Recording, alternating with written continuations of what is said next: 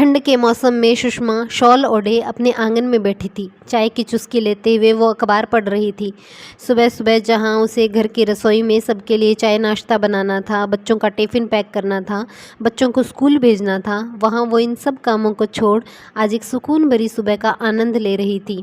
दूध वाले ने जब घंटी बजाई तो विवेक बाहर दूध लेने गए। पड़ोस में रहने वाली मीना ने देखा कि मैडम तो आराम से अखबार पढ़ रही है और बेचारे पति देव आज घर के सारे काम संभाले हुए हैं। वो अपनी सहेली रुचि से बोली, बताओ कैसी बेपरवाह है ये, इसे ना बच्चों की फिक्र है ना अपने पति की। मैडम आराम से कुर्सी पर बैठकर चाय पी रही है और देखो बेचारे इसके पति देव एक तरफ नाश्ता बना रहे हैं और दूसरी तरफ बच्चों को तैयार कर रहे हैं। इसे तो अपने पति पे बिल्कुल तरस नहीं आता।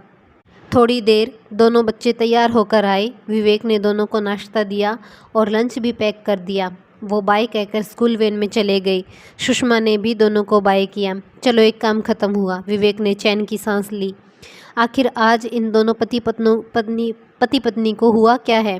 क्यों आज विवेक घर के सारे काम बिना किसी चिल्लम चिल्ली के कर रहा है और आज सुषमा इतनी रिलैक्स क्यों है? ये सवाल मीना और रुचि दोनों को खाए जा रहा था, लेकिन उन्हें इसके पीछे की कहानी नहीं पता थी। दरअसल विवेक और सुषमा बहुत ही सुलझे हुए हैं। वो हमेशा एक दूसरे का सम्मान करते हैं।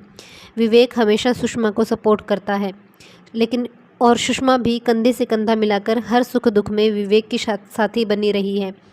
लेकिन एक दिन उन दोनों की बेटी ने विवेक से कहा, पापा क्या मैं भी शादी के बाद घर गृहस्थी संभालूंगी? अगर किसी दिन मेरा खाना बनाने का मन नहीं हुआ तो? अगर किसी दिन मुझे आपकी तरह सुकून से एक कप चाय पीनी हो तो क्या मैं ये सब नहीं कर पाऊंगी?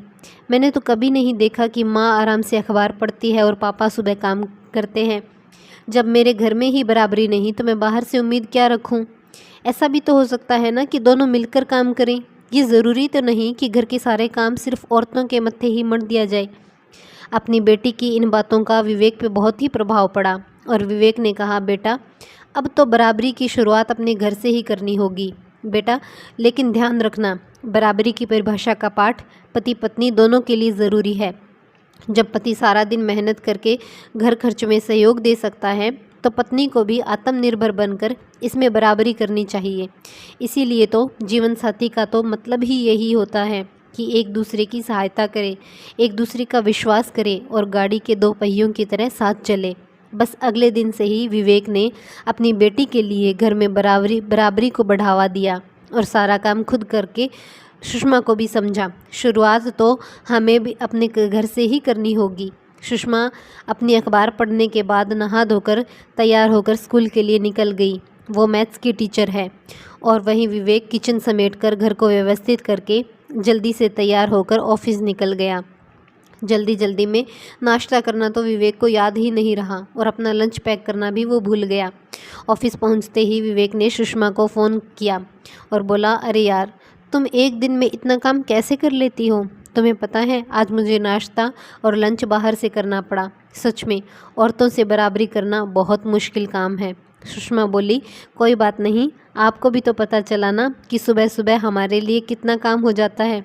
वो दोनों हंसने लगते हैं। वैसे एक बात कहूँ, बहुत दिन बाद मुझे आज चाय की चुस्की लेने में जो सुकून मिला है ना, वो मैं बयान नहीं कर सकती। अच्छा चलो मैं रखता हूँ, ऑफिस में बहुत काम है। ये कहकर विवेक ने फ़ोन काट दिया। कहानी कैसी लगी है कमेंट करके ज़रूर बताइएगा और मेरे चैनल को भी ज़रूर से सब्सक्राइब कीजिएगा। धन्यवाद।